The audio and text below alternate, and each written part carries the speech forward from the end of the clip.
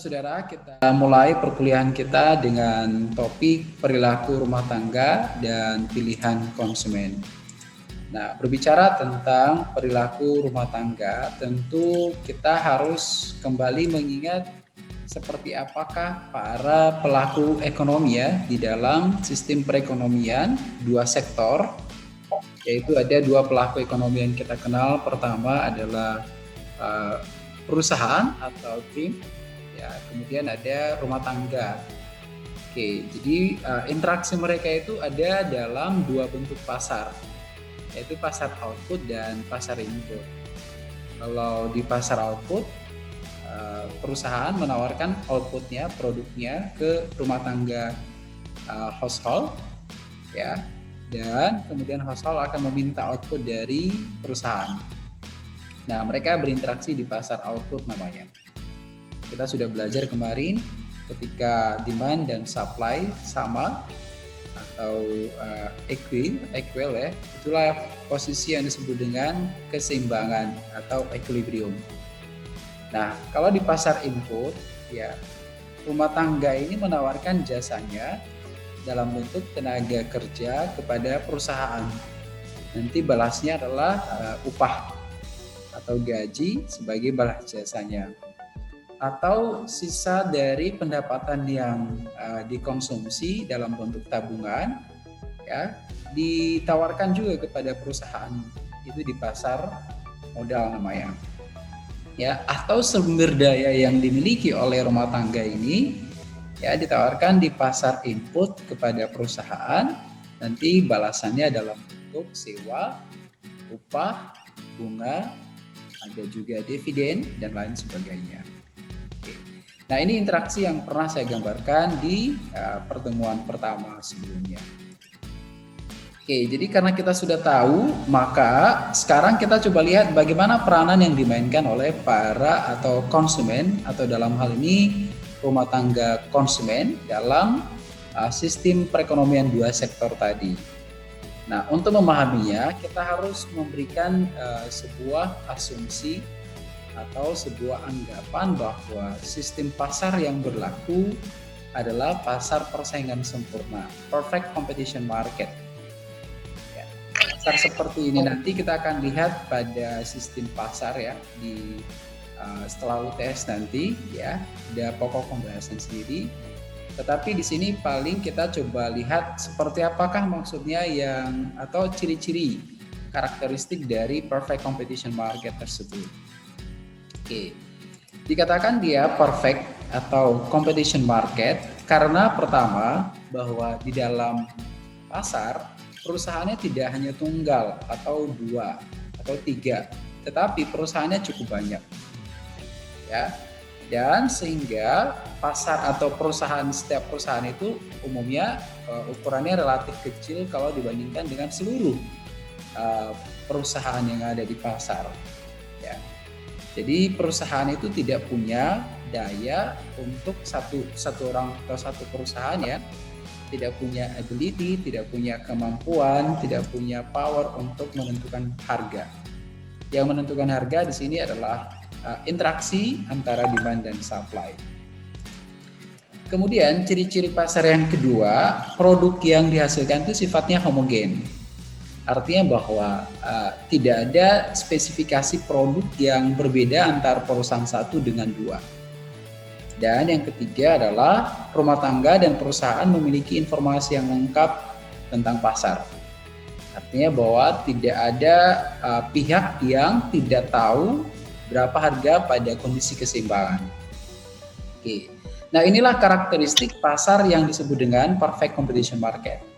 Walaupun dalam kenyataannya ini jarang sekali kita temukan ya, bahwa produk yang homogen itu ya nyaris sulit kita dapatkan.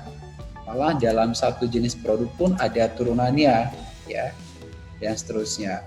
Selanjutnya juga bahwa di dalam terkait dengan informasi pasar itu ada kalanya ada missing informasi antara konsumen dan produsen. Oke. Tetapi ini anggapan kita untuk memahami peranan seperti apa peranan rumah tangga dalam menentukan pilihan-pilihannya ya dalam kaitannya dengan interaksi dengan perusahaan.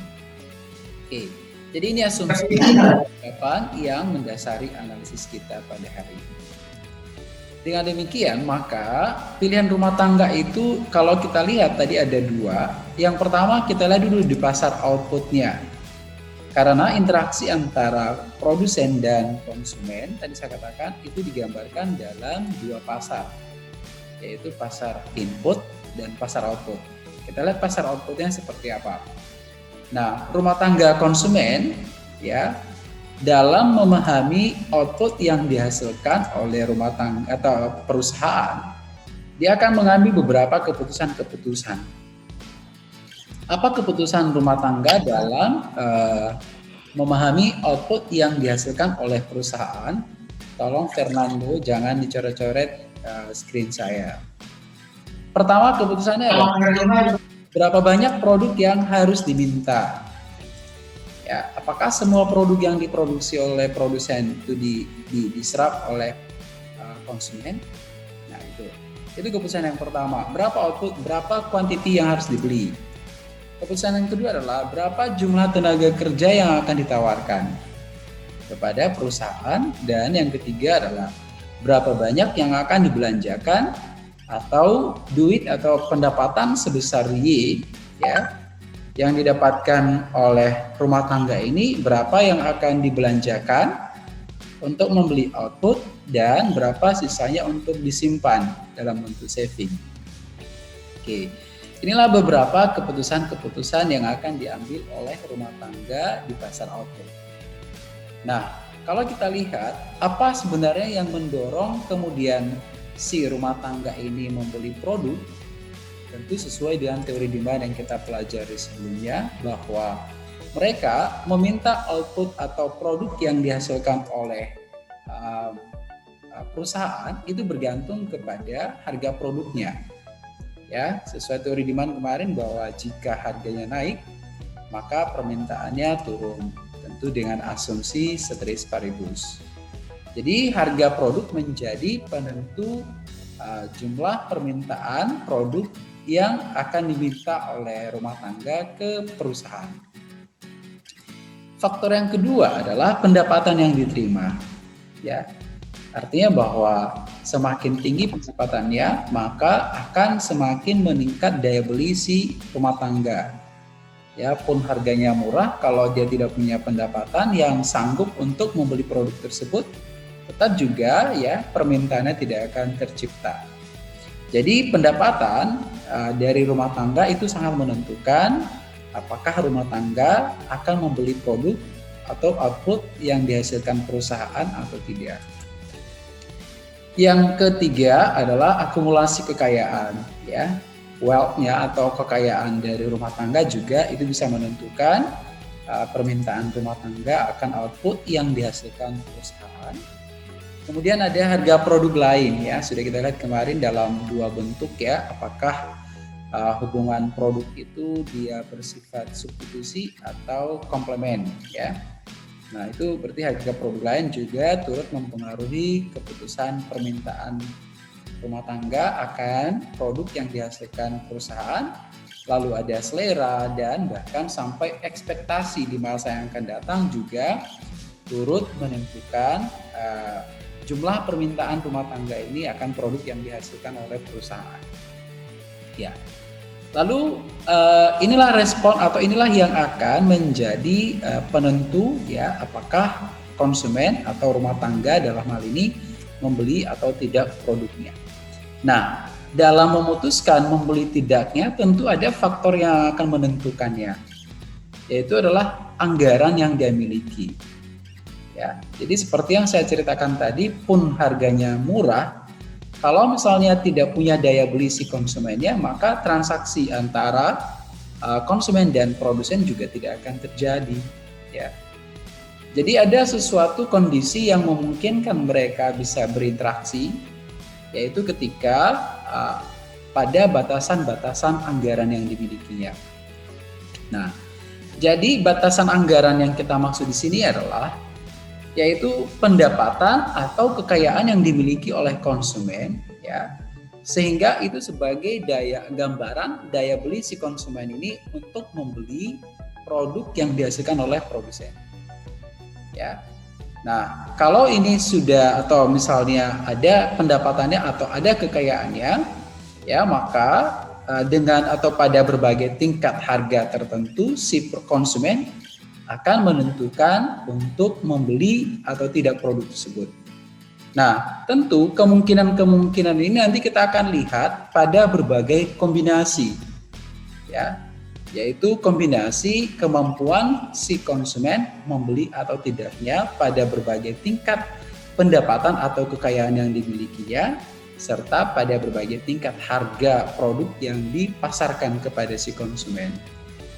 Begitu. Nah, batasan anggaran ini kita sebut juga dengan batasan atas pilihan rumah tangga karena pendapatan atau karena kekayaan yang dimilikinya atas produk yang akan dia beli.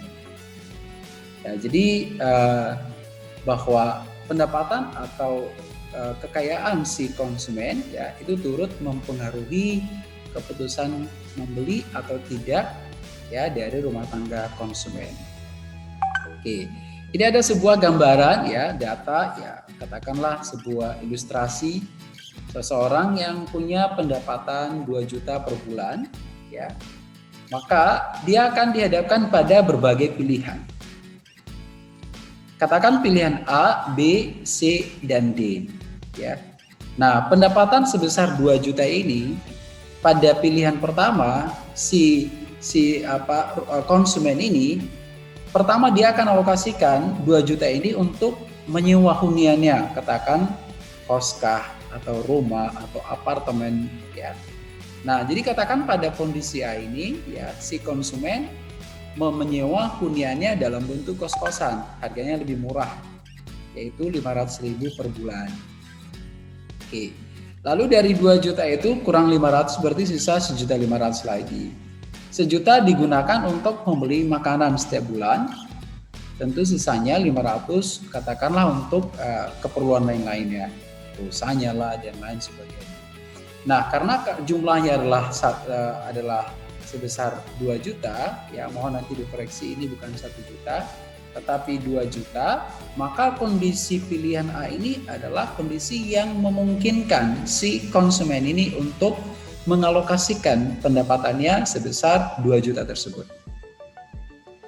Oke, lalu kemudian pada pilihan kedua ya, yaitu sudah mulai berubah seleranya atau si konsumen ini tidak ingin tinggal lagi di kos-kosan.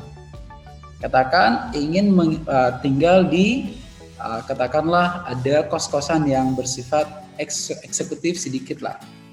Ya, jadi kalau kos-kosan 500 itu kan kita yang mengurus semuanya. Kalau dia 750 per bulan maka disediakan beberapa fasilitas oleh si penyedia tempat. Ya, katakan kasur, kipas angin dan lain sebagainya. Maka dengan sewa huniannya 750 tentu belanja yang lain akan dikurangi sebagai konsekuensi menambah belanja pada sewa rumah. Ya. Jadi misalnya pada makanan dikurangi dari 1 juta menjadi 800.000. Kemudian belanja lain-lainnya dari 500 menjadi 400 sebagai konsekuensi ya, peningkatan sewa hunian si konsumen ini karena pendapatan yang dihasilkannya tetap 2 juta per bulan. Kondisi seperti ini juga masih memungkinkan. Oke, itu kondisi yang B. Kalau kondisi yang C, yaitu adalah sewanya atau tempatnya huniannya itu tidak lagi kos-kosan, mungkin katakan apartemen. Ya, dia tidak ingin tinggal di kos-kosan atau di kosan eksekutif, tetapi tinggal di apartemen. Sewa huniannya katakan 1 juta per bulan. Maka karena sewa huniannya adalah sudah 1 juta, dengan pendapatan sebesar 2 juta, ya 1 juta itu dialokasikan hanya untuk makanan sebesar 700.000, diturunkan, demikian juga untuk lainnya. Nah, kondisi ini juga masih memungkinkan kalau pendapatannya 2 juta.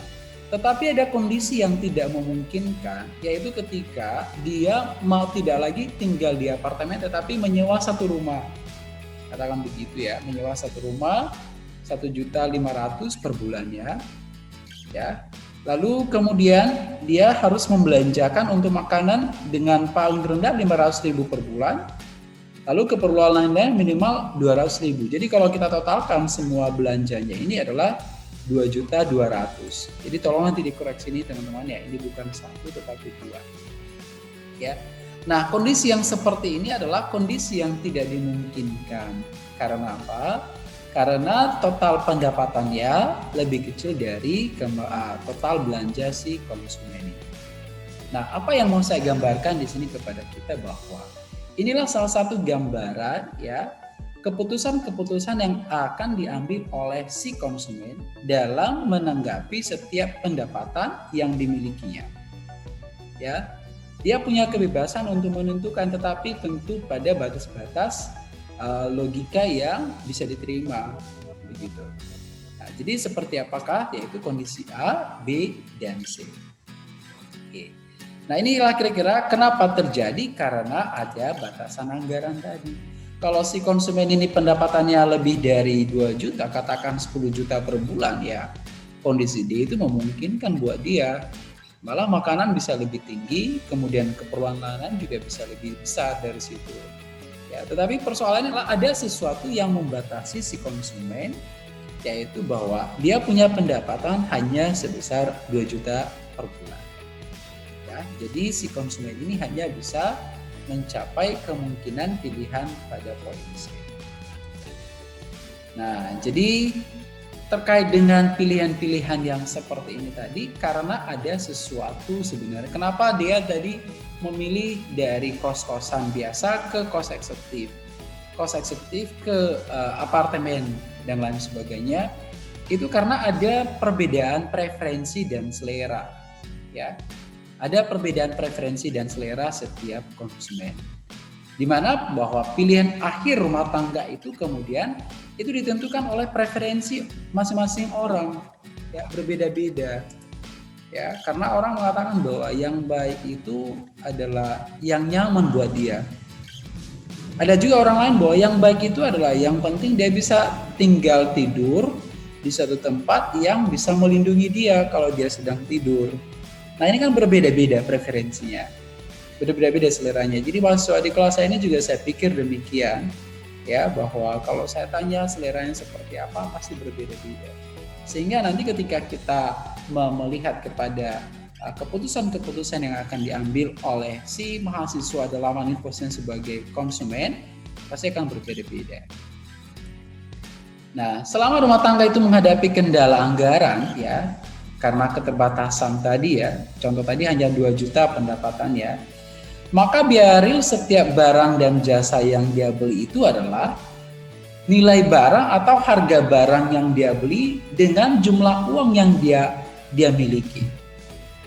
Itulah yang disebut dengan biaya real si konsumen tadi.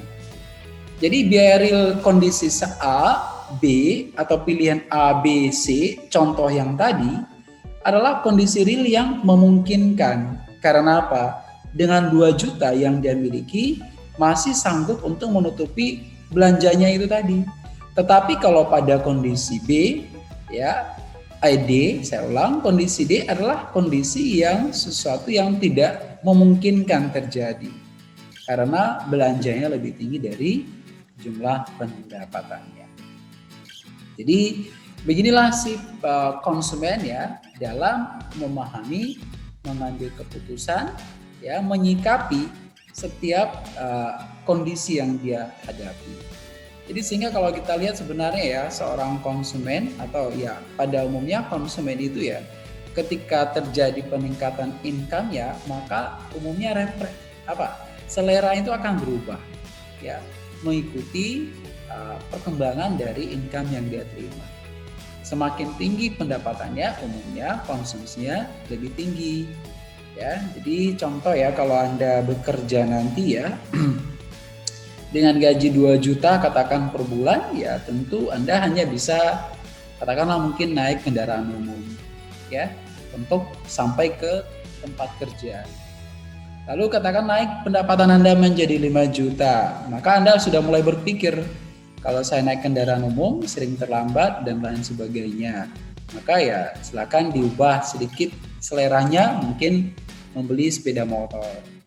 Naik lagi gajinya dan seterusnya, mungkin membeli mobil dan seterusnya. Nah, inilah sesuatu kondisi yang memang yang real ya, yang dihadapi oleh para konsumen. Sesuatu sifat yang memang ada di dalam diri setiap manusia seperti begitu. Nah, biaya real barang dan jasa ini disebut juga dengan biaya opportunity, yaitu biaya yang ditentukan oleh harga relatif dari barang tersebut. Nah, berbicara tentang batasan anggaran, saudara ya, dapat kita lukiskan seperti kurva begini, ya, yaitu bahwa ya, misalnya batasan anggarannya adalah kita bisa lukiskan di sini ya, si konsumen akan mengalihkan pendapatannya itu untuk membeli dua jenis produk. Katakan pakaian, yaitu disebutkan dengan Y, dan makanan. Nah, pendapatan sebesar M dari si konsumen, kalau dialokasikan untuk membeli X saja, maka akan ketemu pada titik A. Dia akan mendapatkan X sebanyak 10 unit. Oke. Atau kalau dia alokasikan seluruhnya untuk Y, maka dia akan ketemu pada titik B. Berarti Y akan diperolehnya sebesar 20. Jadi maksudnya adalah bahwa kalau dia beli Y sebanyak 20, maka X-nya 0. Atau kalau dia beli X seluruhnya, maka Y-nya 0. Ya. Nah, inilah batasan-batasan anggaran yang kita maksud, atau kita sebut juga dengan budget line. Nah, sepanjang inilah kemungkinan si konsumen itu mau ngambil keputusan. Ya, mulai dari titik A sampai titik B sepanjang garis ini, sepanjang budget line ini. Nah, kita ambil kondisi yang lain, misalnya pada titik C. Ini masih memungkinkan, ya, yaitu dikombinasikan, yaitu pembelian X-nya dikurangi dari 10 menjadi 5 sebagai konsekuensi, ya, yaitu penurunan dari ini dari menambah konsumsi dari Y. Sekali lagi Meli, kelihatan sini siapa yang coret-coret screen saya. Oke. Yaitu kalau dia membeli X saja ya, tadi bahwa dia akan dapat 10X 0Y. Tetapi dia kurangi jumlah X-nya untuk dapat Y sebesar 10. X-nya hanya 5 dan Y-nya sebesar 10. Ya. Nah, inilah sebuah konsekuensi yang terjadi karena ada batasan anggaran tadi. Ya, untuk menambah konsumsi lain, konsekuensinya adalah harus menurunkan konsumsi lainnya. Ini yang disebut dengan opportunity cost tadi, atau biaya opportunity. Biaya kesempatan yang kita keluarkan ya, karena ada batasan-batasan yang kita hadapi. Untuk mendapatkan yang lain, maka kita harus korbankan yang lain begitu. Seperti ini tadi ya, kalau untuk mendapatkan X, maka harus korbankan Y sebagian. Ya, atau mendapatkan Y harus korbankan X. Nah, kira-kira seperti itu yang disebut dengan biaya opportunity. Nah, pada titik D, inilah sesuatu titik yang tidak memungkinkan. Tidak memungkinkan ini artinya apa? Bahwa si konsumen sebenarnya masih mampu untuk menambah konsumsi lain, ya, karena dia punya pendapatan yang lebih banyak lagi sebenarnya. Ya, jadi kalau di titik D ini, ya, si konsumen masih punya daya beli lagi, ya, belum optimal daya belinya. Nah, itu titik D. Kalau titik E adalah titik di mana si konsumen punya atau belanja itu sudah di luar dari daya belinya. Jadi daya beli si konsumen itulah sebatas garis ini saja. Ya. Kalau di sini memiliki daya beli yang sebenarnya bisa dioptimalkan. Kalau di sini sudah melewati optimal daya beli si konsumen itu sendiri. Nah, inilah cara menggambarkan ya batasan anggaran bahwa si konsumen ya hanya mampu membeli produk X dan Y ini sebatas garis ini. Nah, saudara, ada kemungkinan yang bisa terjadi. Katakan apa? Peningkatan harga X atau penurunan harga X. Atau kondisi lain adalah peningkatan harga Y atau penurunan harga Y. Nah, ketika terjadi dinamika perubahan harga di sini akan mengubah batas anggaran yang dimiliki oleh si konsumen. Ya, kita ambil contoh misalnya, ada terjadi penurunan harga X, katakan begitu. Harga X-nya turun, ya. Maka kalau harga X-nya turun, si konsumen akan menerima produk X yang lebih banyak. Artinya dia punya daya beli yang lebih banyak lagi untuk membeli X. Karena harga X yang lebih murah. Ini menunjukkan bahwa pendapatan realnya meningkat walaupun secara nominal pendapatannya tetap, ya. Tetapi karena penurunan harga X, pendapatan real si konsumen ini, ya, atau daya beli si konsumen ini meningkat, yang ditunjukkan oleh kurva seperti ini. Kalau sebelumnya seperti garis AB dengan turunnya harga X, ya katakan dari 50 menjadi 25, maka si konsumen punya tambahan daya beli untuk membeli X dari 20 dari 10 menjadi 20. Jadi pergeseran kurva budget lainnya dari AB ke A aksen D adalah gambaran tambahan daya beli si konsumen sebagai akibat dari atau sebagai dampak dari penurunan harga X. Nah, demikian juga kalau sebaliknya. Kalau sebaliknya adalah kenaikan harga X, berarti bahwa pergeseran kurva budgetannya ke bawah. Ya. Atau demikian juga kalau Y yang naik atau yang turun, ya. Dinamikanya juga seperti begitu. Nah, jadi beginilah cara membaca ya garis anggaran si konsumen ya dengan melihat dinamika pada harga produk yang dia beli. Intinya bahwa kemampuan daya belinya adalah sebatas garis AB ini. Tidak akan bisa melewati seperti titik ini tadi. Ya. Kalau dia pilih titik D bisa saja, tetapi sesungguhnya itu belum optimal. Masih memungkinkan si konsumen menambah konsumsinya baik untuk produk X maupun produk Y. Sebatas mana? Adalah sebatas titik dari A ke B. Jadi beginilah cara menggambarkan ya garis anggaran yang dihadapi oleh konsumen ya, mengingat ada batasan-batasan yang dimilikinya atau karena keterbatasan pendapatan ya yang dialokasikan untuk membeli produk barang dan jasa. Jadi saudara begitu kira-kira konsep dari keterbatasan ini ya.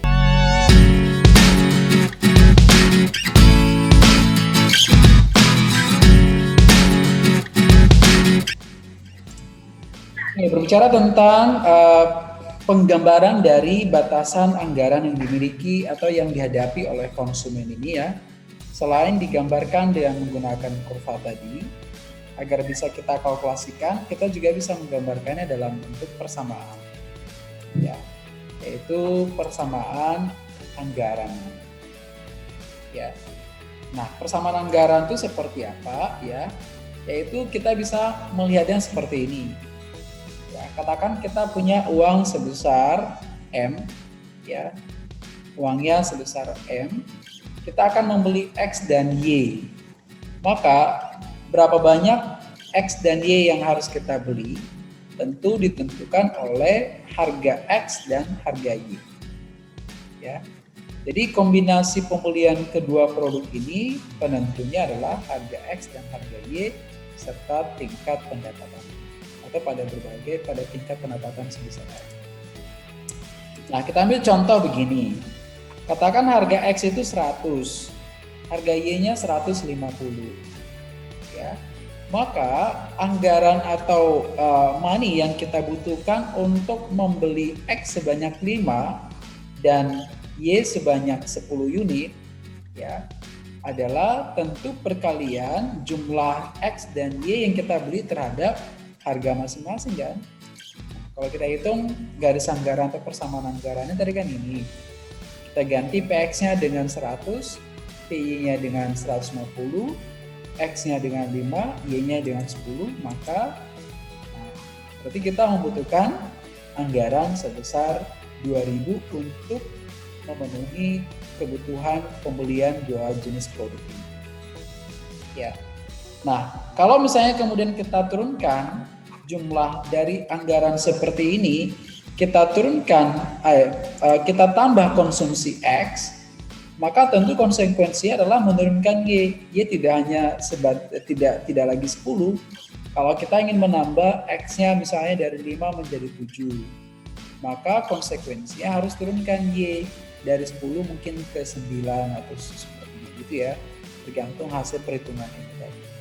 Dengan catatan bahwa money-nya atau uang yang dimilikinya terbatas sebesar 2 juta atau 2.000 lah. Nah, jadi begini cara menggambarkan batasan anggaran yang dimiliki oleh si konsumen ya, dengan menggunakan persamaan. Kalau dengan garis tadi kan sudah kita lihat ya, bahwa si konsumen hanya mampu membeli X dan Y sebatas garis anggaran yang digambarkan oleh kurva AB tadi. Kemudian berbicara tentang keputusan-keputusannya tadi ya, maka sesungguhnya ada tujuan yang ingin dicapai oleh konsumen ya, yaitu adalah mencapai tingkat kepuasan yang maksimal ya. Jadi kita mengkonsumsi produk ya, membeli produk tentu ada sesuatu yang kita inginkan dari produk tersebut, yaitu utility namanya ya. Nah, konsep utility di sini ya adalah merupakan kenikmatan atau imbalan yang kita dapatkan sebagai dampak dari konsumsi atas produk tertentu.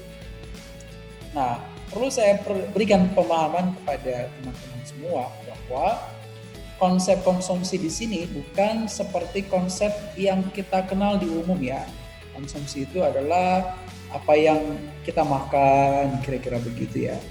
Di dalam ilmu ekonomi konsumsi konsepnya adalah tidak hanya sebatas itu, tetapi luas dari situ, yaitu menghabiskan nilai guna barang.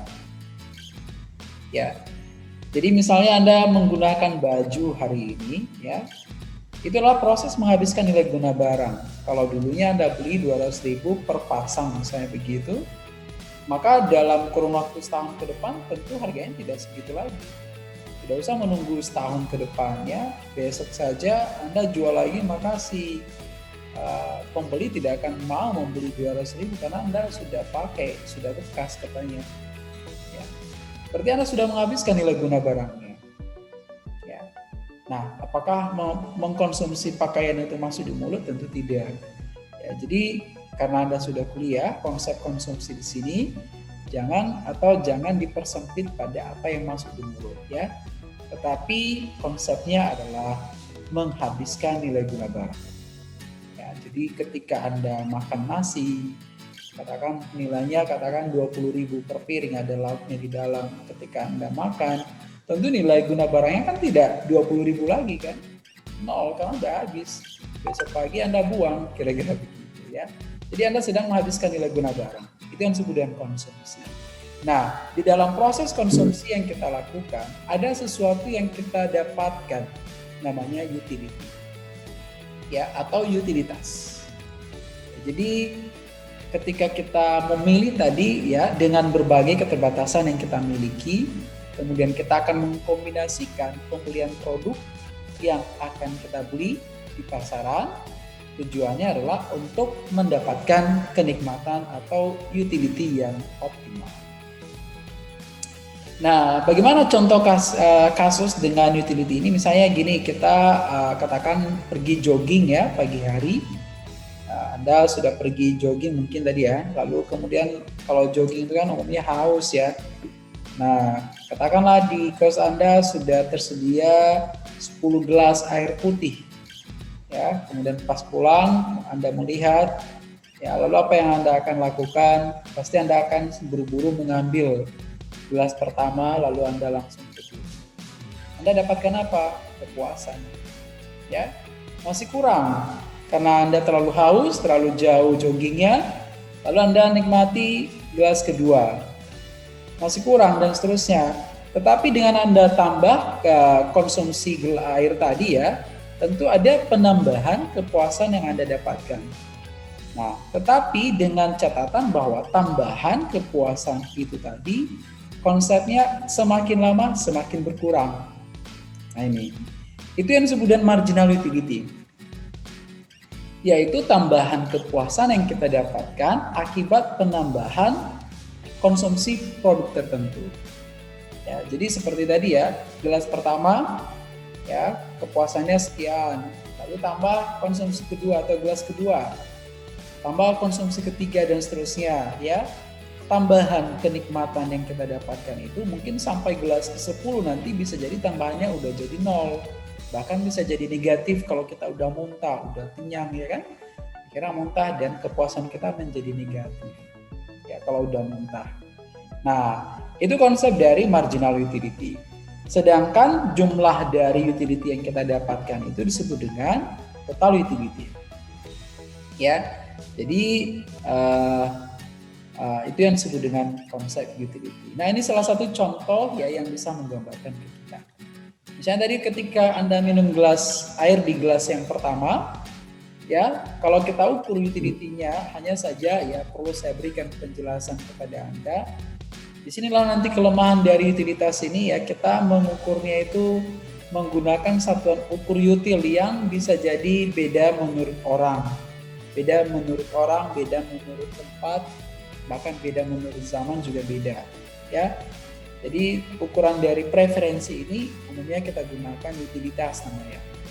Nah, tetapi utility setiap orang itu tentu berbeda, ya, dan seterusnya, ya. Tetapi walaupun punya keterbatasan, kita bisa menggunakan minimal sebagai gambaran bahwa ketika kita melakukan kegiatan konsumsi, ada sesuatu yang kita dapatkan, yaitu utilitas, kenikmatan yang kita peroleh dari kegiatan konsumsi tersebut.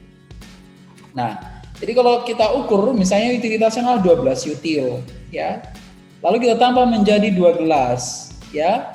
Kenikmatannya tambah, ya, dari 12 totalnya menjadi 22. Nah, tambahannya adalah tentu 10. Karena apa? Tambahan itu kan selisih antara kondisi sekarang dan kondisi sebelumnya. Kalau pada kondisi pertama tadi total utility 12, kondisi kedua adalah 22, 22 kurang 12 adalah 10. Ya. Nah, inilah yang disebut marginal utility. Kemudian pada gelas ketiga terus bertambah total utility kita, tetapi penambahannya adalah semakin berkurang. Kalau tadi dari 12 ke 22 tambahnya 10. Dari 22 ke 8 tambahnya 6 karena 28 kurang 22 6. Ya. Kemudian sampai gelas keempat tambahannya menjadi 4. Lalu gelas kelima tambahannya menjadi 2. Gelas keenam tambahannya menjadi 0. Inilah batas kepuasan maksimum si konsumen itu. Artinya bahwa apa? Ketika dia terus menambah konsumsi air ini sampai gelas kesekian di atas gelas ke-6, maka si konsumen tidak lagi mendapatkan tambahan, malah bisa jadi utilitas yang dimilikinya bisa jadi berkurang, ya, seperti contoh yang saya katakan adalah muntah dan lain sebagainya. Nah, jadi pada titik 0 inilah kita bisa mengatakan bahwa kepuasan si konsumen optimum atau maksimum, ya. Nah, jadi konsep marginal utility di sini ya kita bisa definisikan bahwa semakin lama semakin berkurang atau disebut dengan marginal the diminishing marginal utility.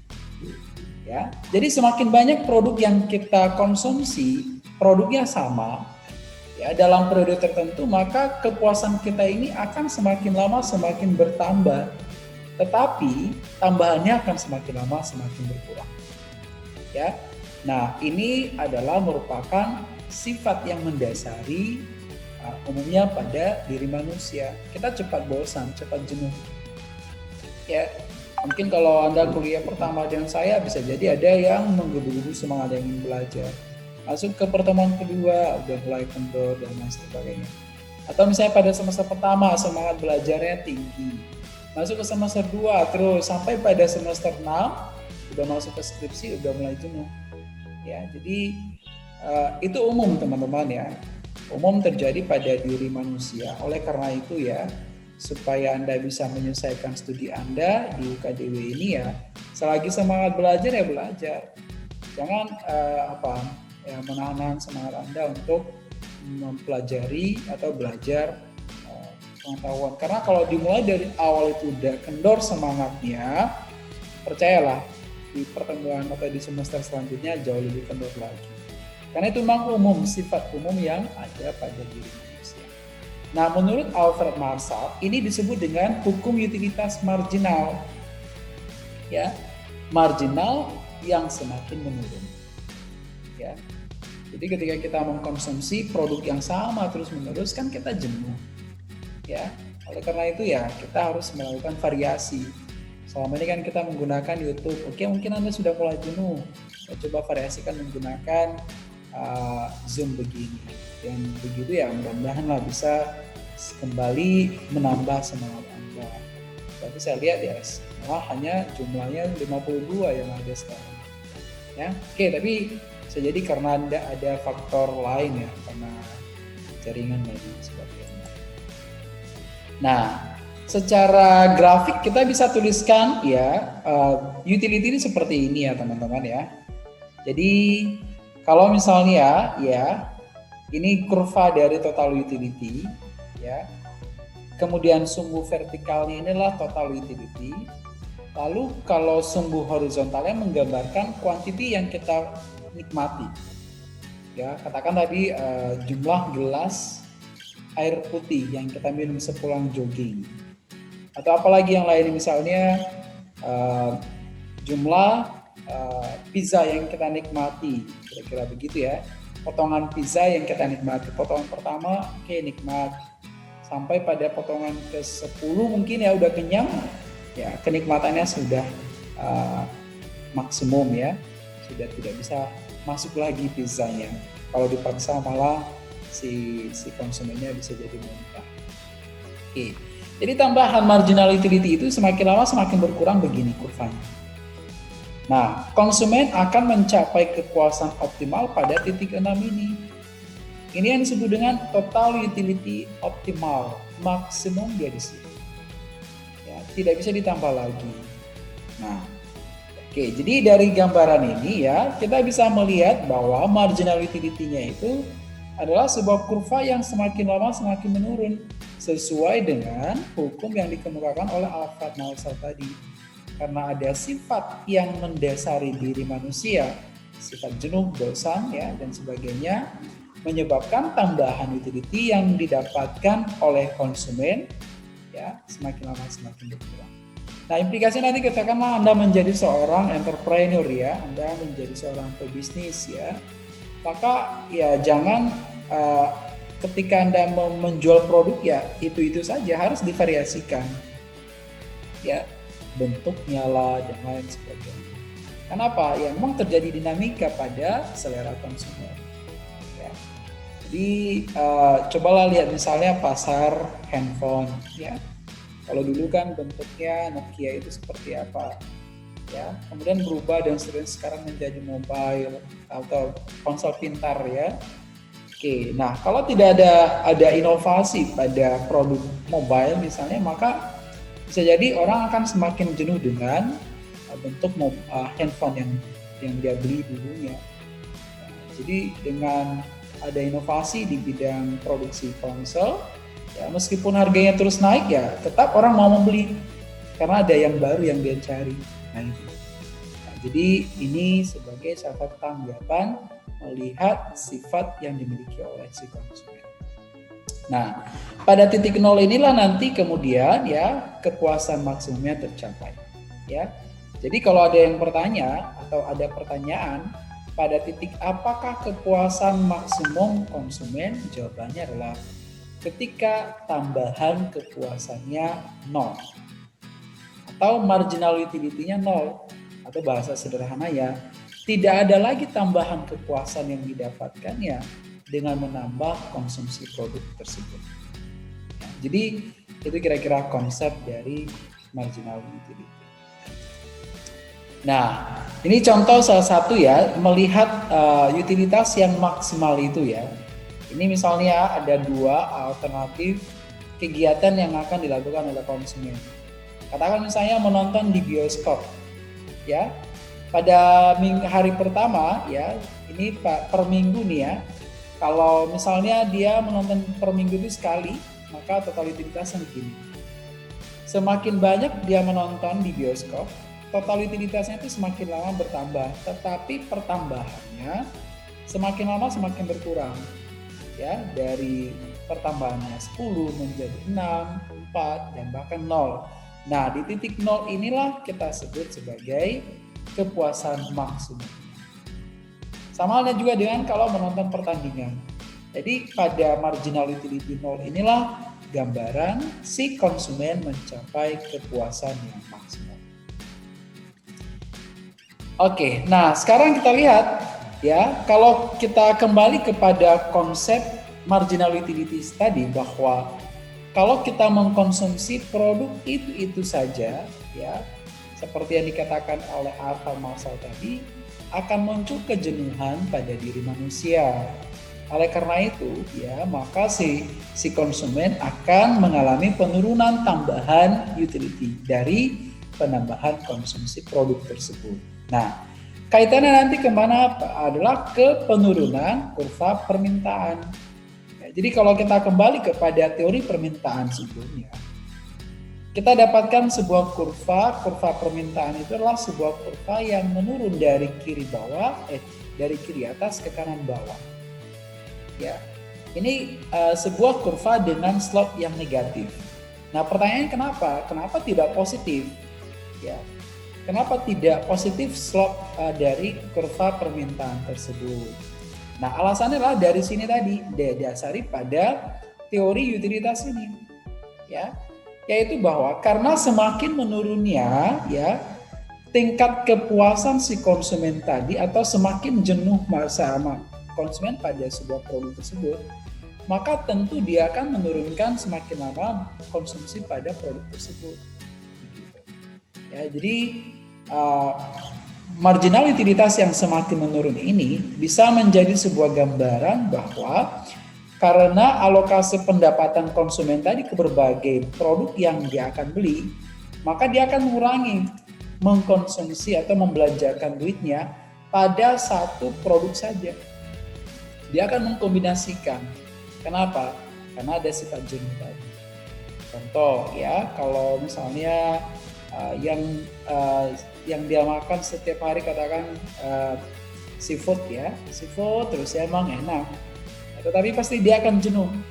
Kalau setiap hari itu terus yang dimakan ya pasti jenuh ya, maka pada titik tertentu dia akan mengganti menunya ya, tidak lagi mengkonsumsi seafood, mungkin ya mencari jenis atau varian makanan yang lain ya.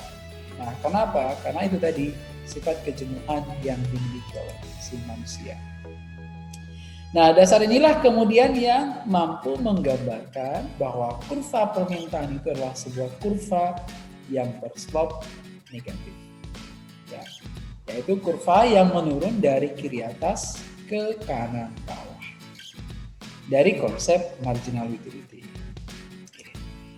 Nah, kalau kita melihat tadi tentang penurunan marginal utility ya sebagai akibat kejenuhan yang dimiliki oleh si konsumen, maka sesungguhnya bahwa ini merupakan respon dari efek pendapatan dan efek substitusi juga.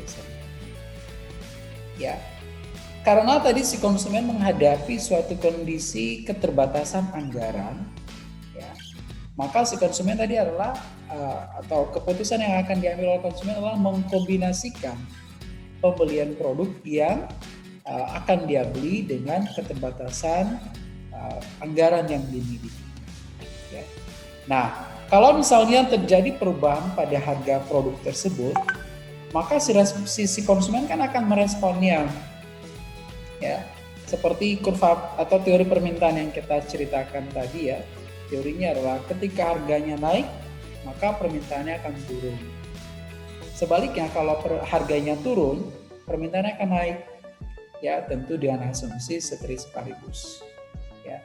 Oke, nah kondisi seperti ini akan kita bisa melihat dalam dua efek yang berbeda. Ya, yaitu digambarkan oleh efek pendapatan dan efek substitusi. Nah, misalnya seperti apa ya? Katakan terjadi peningkatan harga sebuah produk. Maka si konsumen akan meresponnya. Ya, kalau harganya naik, maka si konsumen akan menurunkan konsumsinya pada produk tersebut dan mengalihkan ke produk substitusi. Itu nanti yang disebut dengan efek substitusi. Ini contohnya misalnya begini. Apabila harga suatu produk ya turun, maka tentu si konsumen kan punya daya beli yang semakin bertambah. Seperti yang kita gambarkan tadi di kurva budget line ya, bergesernya kurva budget line ke kanan. Ya, karena apa? Harga produk itu lebih murah, si konsumen lebih punya daya beli yang lebih baik. Ya, nah pergeseran ini ya itu merupakan gambaran efek pendapatan, bukan pendapatan nominalnya, tetapi pendapatan realnya tadi. Walaupun pendapatan nominal tetap 2 juta katakan begitu ya, tetapi karena ada penurunan harga pada produk yang akan dia beli, maka pendapatan realnya bertambah, daya belinya bertambah. Kalau misalnya dulu harganya 200, dia hanya mampu beli 50, dengan turun menjadi 150, dia akan bisa membeli mungkin 70 buah. Oke. Nah, gambaran seperti itu kita sebut dengan efek pendapatan. Nah, apabila harganya sebaliknya ya, dan saya naik ya, nanti kita coba lihat. Ini juga bisa menggambarkan bahwa si harga substitusinya kan semakin ya di mata si konsumen tadi ya lebih mahal malah. Ya, misalnya begini, harga kopi turun ya, tetapi harga teh tetap karena kopi dan teh adalah produk substitusi, maka si konsumen memandang teh ini harganya lebih mahal walaupun tidak berubah. Ini karena apa? Karena ada penurunan harga kopi. Ya, jadi si konsumen tentu kalau misalnya tadi ada niat untuk membeli teh akan mengurangi niatnya untuk membeli teh, tetapi dia akan mengalihkan untuk membeli kopi. Ya, jadi ini disebut dengan efek substitusi. Lalu kalau misalnya harganya naik, tentu kebalikannya. Ya, kalau harganya naik, maka si konsumen tidak akan membeli atau mengurangi membeli produk harga yang naik tadi. Ya, kenapa? Karena daya belinya menurun. Ya, karena daya belinya menurun ya akhirnya kalau misalnya dia beli 50 unit di saat harga 200, dengan harganya naik menjadi 250, maka jumlah unit yang dia akan beli mungkin menurun menjadi 30 atau mungkin 25 unit ya. Nah, karena apa? Karena daya beli tadi. Nah, kondisi seperti ini kita sebut dengan efek pendapatan. Lalu kalau misalnya karena kenaikan harga tadi ya membuat si konsumen mengalihkan ke produk lain ya, maka itu disebut dengan efek substitusi. Nah, jadi inilah gambaran kedua buah efek ya yang bisa kita lukiskan dari respon konsumen memandang perubahan pada suatu harga. Bisa kita lihat dari efek pendapatannya maupun pada efek substitusi. Nah, atau secara grafik ya kita bisa lihat begini ya. Nah, misalnya begini ya. Ketika harganya turun ya, maka si konsumen kan punya daya beli tinggi. Ya, ketika dia punya daya beli tinggi, ini merupakan gambaran efek income. Si konsumen akan membeli, menambah, mengkonsumsi produk yang harganya turun tadi.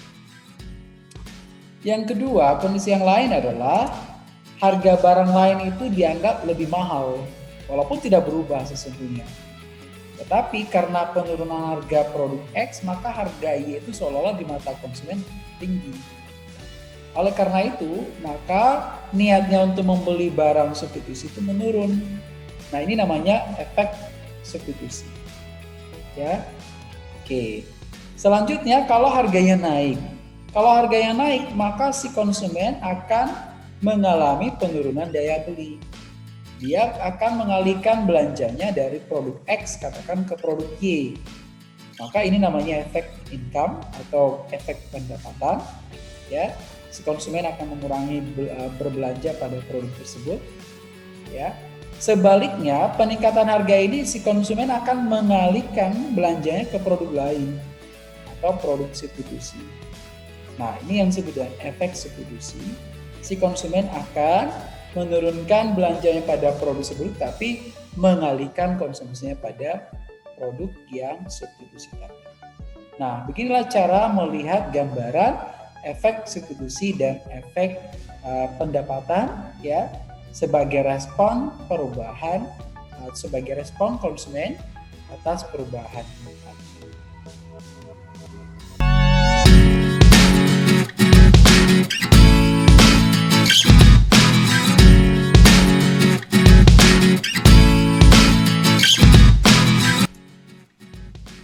Oke, pemaparan kita sebelumnya yang kita analisis atau yang kita kaji adalah pilihan rumah tangga pada pasar output, ya, yaitu ketika harganya naik, harganya turun, ya, bagaimana respon si konsumen merespon perubahan-perubahan tersebut, ya, itu di pasar output. Nah, sekarang bagaimana kalau di pasar input?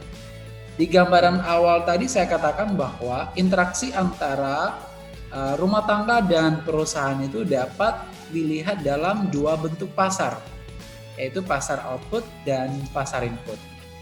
Di mana asumsi yang kita gunakan yang mendasari analisa kita adalah bahwa pasarnya bersifat perfect competition market. Apakah competition market tadi sudah kita paparkan? Ciri-cirinya ya bahwa pembeli banyak ya, atau penjual tidak mampu menentukan harga karena ukurannya terlalu kecil di pasar gitu. Pasar lah yang menentukan harga, kira-kira itu konsepnya. Oke. Nah, sekarang bagaimana kalau di pasar input? Pasar input ini artinya bahwa pasar di mana sumber daya diperjualbelikan. Ya, siapa yang punya sumber daya? Tentu rumah tangga. Apa sumber daya yang dimilikinya? Bisa tenaga, bisa modal, bisa furniture yang dia miliki, dia sewakan atau dia jual, ya. Ini semua adalah pasar input namanya, ya.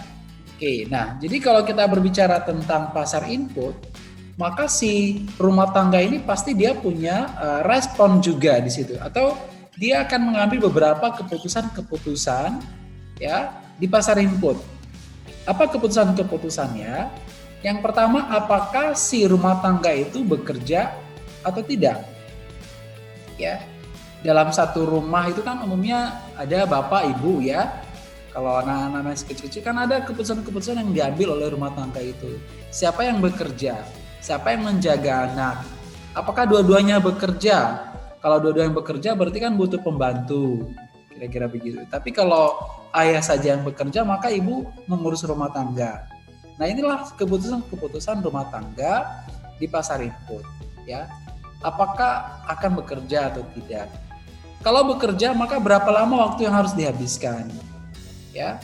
Apakah semuanya bekerja atau dari selama 7 hari itu bekerja semua?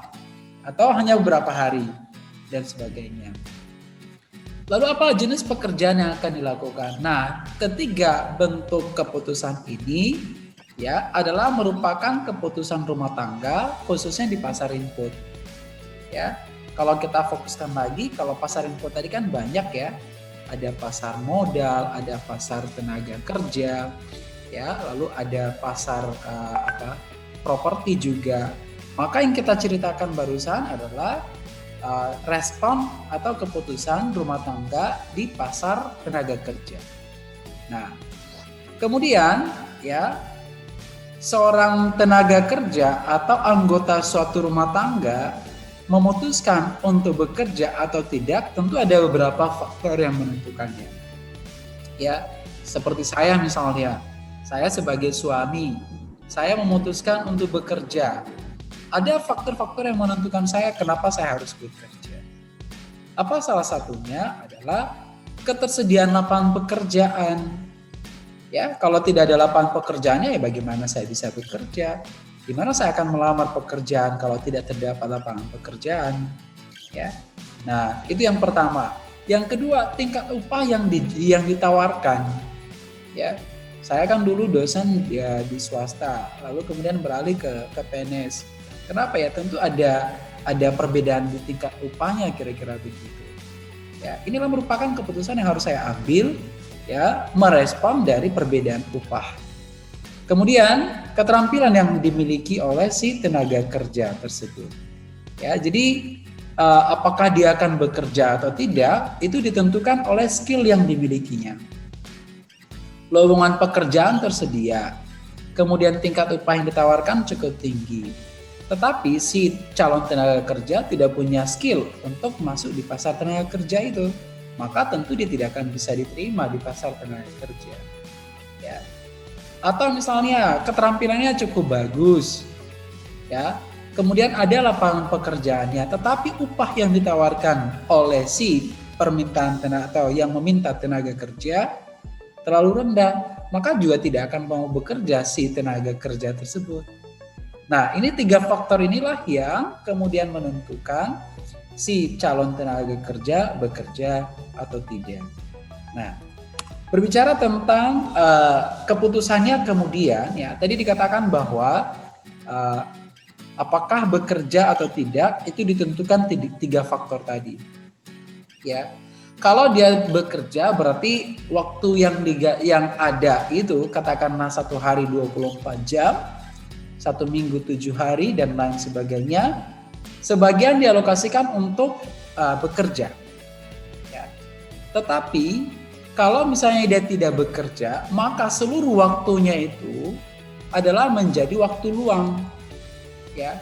Kalau tadi dia bekerja, maka sebagian untuk bekerja waktunya dari 24 jam per hari, katakan 8 jam itu bekerja. Sisanya adalah waktu luang. Bisa untuk mengurus rumah tangga, bisa untuk beristirahat dan lain sebagainya. Atau dalam ekonomi disebut dengan leisure time. Ya. Jadi waktu itu dibagi 2, ada waktu working time dan leisure time. Oke. Nah, pemilihan apakah kita masuk ke leisure time atau working time, itu ada opportunity cost yang harus kita keluarkan di situ. Nah, kemudian trade off, ya, trade off apakah si tenaga kerja atau si rumah tangga ini, ya, masuk pasar tenaga kerja atau tidak, ya. Trade off-nya di mana? Yaitu berapa besar harga upah yang harus dia terima dibandingkan kalau misalnya dia menyisakan waktunya untuk waktu luang. Ya, jadi kadang-kala kita mengatakan bahwa waktu luang itu adalah waktu yang sia-sia, sebenarnya juga tidak. Tidak selamanya leisure time itulah waktu yang sia-sia. Ya, orang membutuhkan liburan, ya, karena berarti suatu kebutuhan buat dia. Karena jenuh bekerja, lalu kemudian dia menyisakan waktunya untuk berlibur misalnya. Berlibur itulah leisure time, ya, atau waktu luang, ya. Nah, jadi memilih waktu luang atau bekerja ini, ya, itu disebut dengan terjadi trade off, ya. Karena apa? Kalau misalnya dia bekerja, ya, maka tentu leisure time-nya akan berkurang, beralih ke jam kerja. Tetapi kalau dia gunakan waktu yang untuk leisure time, dia bisa melakukan beberapa hal yang bisa memberikan kenikmatan buat dirinya. Atau bisa juga untuk menciptakan produk misalnya di rumah begitu. Ya. Nah, itu yang disebut dengan trade off tadi. Nah, berapa besar trade off itu disebut dengan biaya opportunity. Ya. Atau biaya kesempatan yang harus dikorbankan apakah memilih untuk bekerja atau memilih untuk tidak bekerja. Ya. Nah, keputusan-keputusan memilih bekerja dan tidak bekerja ini tadi kan kita sudah melihat salah satu faktornya adalah apakah upah yang dia akan terima nanti setara dengan biaya opportunity yang akan dia korbankan kalau dia tidak memanfaatkan waktu leisure time-nya. Begitu. Apakah kalau dia bekerja, upah yang dia terima setara dengan atau tidak dengan pengorbanan kenikmatan liburan yang harus dia korbankan. Ya, jadi kalau kita bekerja tentu ada pengorbanan kita, ya. Pengorbanan kita adalah leisure time kita, berkumpul dengan keluarga, ya, atau menikmati pemandangan asik begitu, ya, yang bisa meningkatkan utilitas kita, menikmati alam dan lain sebagainya. Jadi kalau kita bekerja maka kita harus korbankan itu. Nah, pertanyaannya, apakah pengorbanan yang kita berikan setara dengan upah yang akan kita dapatkan Nah, ini menjadi penentu si tenaga kerja mau bekerja atau tidak di pasar tenaga kerja. Sehingga tingkat upah ini akan menjadi suatu tolok ukur, sama seperti peranan harga ketika kita berbicara di pasar output tadi. Ya, berapa besar output atau barang yang harus dibeli konsumen? Tentu penentu adalah harganya kan. Nah, kalau di pasar tenaga kerja, berapa waktu, alokasi waktu yang harus diluangkan atau diberikan oleh tenaga kerja untuk bekerja adalah bergantung kepada upah yang akan dia dapatkan kalau dia bekerja. Ya, kalau lebih besar lebih besar gaji atau upah yang dia terima dibandingkan dengan opportunity leisure time yang dia korbankan, maka si calon tenaga kerja akan bekerja. Sama seperti di pasar output tadi ya. Kalau misalnya punya daya beli, ya akan memutuskan untuk membeli produk tersebut. Penentunya adalah harga produk tersebut. Oke. Nah, sekarang kita lihat bagaimanakah si kemudian rumah tangga ini dalam hal memutuskan pendapatan yang akan dia terima dari pasar tenaga kerja. Katakan tadi keputusannya adalah dia bekerja, maka dia akan mendapatkan income pastinya. Maka income yang akan didapatkan ini nanti tentu ada pengalokasiannya, ya, yaitu bisa jadi untuk menabung, sisanya ya, yang pertama pasti untuk memenuhi kebutuhan konsumsi. Lalu sisanya nanti bisa ditabung atau malah bisa meminjam. Nah, kedua kondisi ini dapat kita lihat ya gambaran seperti ini. Ya. Selain untuk memutuskan alokasi pendapatan saat ini ke berbagai barang dan jasa, katakan tadi pendapatannya 2 juta, akan dialokasikan untuk membeli produk A, B, C, D, misalnya begitu. Sisanya sekian, katakan 250. Ya. Berarti sisa ini akan ditabung. Nah, pengalokasian ini kan sebuah keputusan si konsumen atau rumah tangga. Ada juga kemungkinan alokasi atau bentuk keputusan lain adalah dari gaji 2 juta itu, ya, pengeluarannya lebih besar dari 2 juta, katakan 2.200.000. Berarti kan ada kekurangan, di mana bisa dipenuhi itu adalah dari meminjam. Berarti bahwa ya mengalokasikan pendapatan si tenaga kerja ya sebagai imbalan jasa yang didapatkan dari pasar tenaga kerja, ada 2 kemungkinan ya, yaitu ditabung atau malah untuk meminjam. Nah, konsekuensinya seperti apa? Kalau si rumah tangga ini memutuskan untuk menabung, artinya sebagian pendapatannya disisakan untuk tabungan, maka sesungguhnya tabungannya itu adalah sesuatu atau pendapatan yang disisakan yang kegunaannya akan dikonsumsi di kemudian hari. Ya. Jadi kalau misalnya pendapatannya 2 juta, ditabung 200, maka 200 ini kan pendapatan saat ini kan, yang dialokasikan nanti untuk mendanai pengeluaran di masa depan.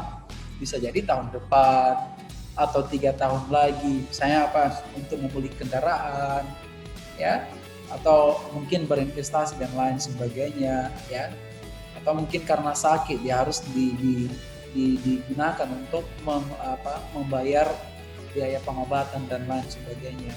Yang diambil tentu dari tabungan.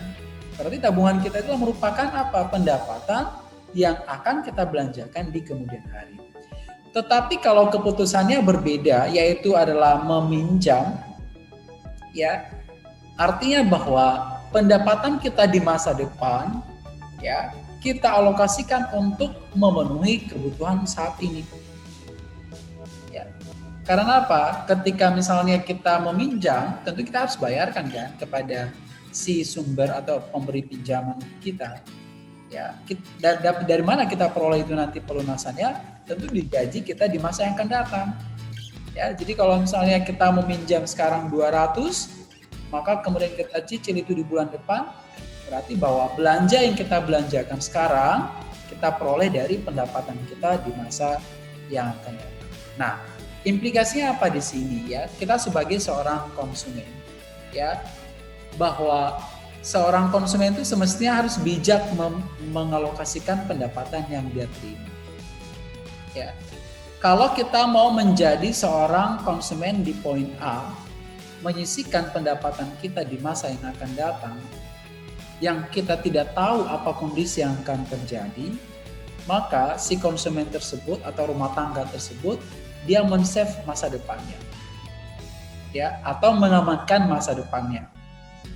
Tetapi orang yang kedua tadi memanfaatkan pendapatan di masa yang akan datang untuk hari ini, ya, adalah sebuah keputusan yang keliru, saya pikir, ya, yang harus kita perlu siasati ini ketika kita sudah bekerja nanti.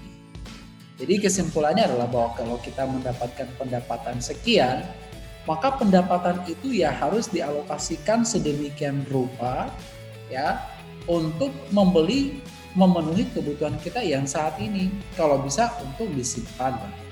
Jangan sampai belanja kita saat ini melebihi, ya, pendapatan kita saat ini. Kalau bisa lah sama pendapatan kita sekarang sama dengan belanja kita sekarang. Nah, bagaimana caranya? Itulah ilmu manajemen tadi. Ya, Anda belajar ilmu manajemen, OAC, ya, perencanaan, kemudian ada organizing dan lain sebagainya. Tidak hanya organisasi yang kita maksud penerapan ilmu manajemen, dalam diri kita juga, ya. Bagaimana cara memanage keuangan kita, bagaimana memanage konsumsi keluarga kita dan lain sebagainya. Anda sebagai mahasiswa misalnya dikirim belanja orang tua setiap bulan 750 atau 1 juta. Anda bagaimana cara memanage itu? Jangan dihabiskan 1 juta itu. Karena apa? Kita tidak tahu ya yang akan terjadi di kemudian hari. Ya, misalnya sekarang corona, ya, orang mengeluh soal pendapatan yang menurun dan lain sebagainya. Nah, kalau misalnya di masa dulu kita tidak membuat safety diri kita, ya, maka akan mengalami dampak negatif dari wabah corona yang terjadi. Nah, gitu. Jadi implikasinya adalah kita sebagai seorang konsumen haruslah bijak dalam mengalokasikan setiap pendapatan yang kita dapatkan untuk memenuhi kebutuhan kita setiap hari.